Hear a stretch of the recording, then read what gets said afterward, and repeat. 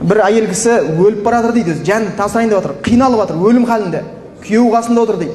Сөйтсе әйел айтады дейді, сен мен өлгеннен кейін тағы әйел аласың ғой деп айтады. Әлі екінші емес, уже өзінен кейін әйел алғызбай отыр ғой күйеуіне.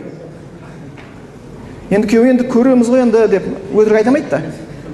Ай сен алып қоясың ғой, жоқ енді. Бір нәрсеге келсейші, жарайды енді бәрі сен аласың ғой, алмайын десең де аласың ғой.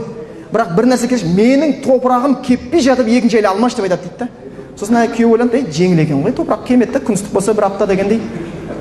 Жарайды деп уәдесін беріпті. Алланың атымен уәде берші. Жарайды уәде беремін деп уәде беріпті, топырағын кепкенше әйел алмаймын деп. Сосын әйел өліпті, бір күн жылайды, не қылады, басқа қылады, шығарып салады, бәрі қалғаннан кейін енді еркек қарап отырмайды, көңілі көтеріліп, енді алайық деген екен, әйелдің алдында уәдесінен шығу үшін әйелдің моласына бір-екі күн дұға үшін барады екен, ақыретті еске алу үшін, дұға қылу үшін.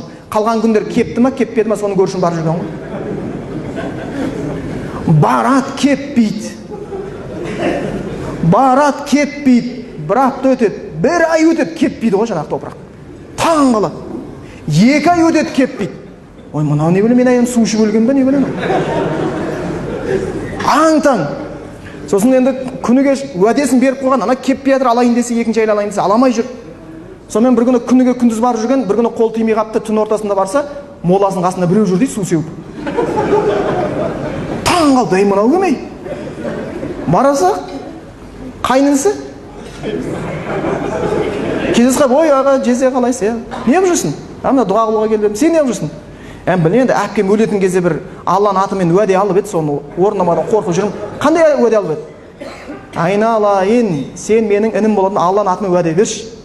Мені молама су сеуіп тұрамын деп уәде берші деп алып қалған екен. Екеуін де қатырып кеткен ғой былай. Бірақ бұл бар нәрсе шариғатта. Енді бұл жай кішкене күрмек сөз, күрмекке жақсы деу үшін айтып жатырмыз.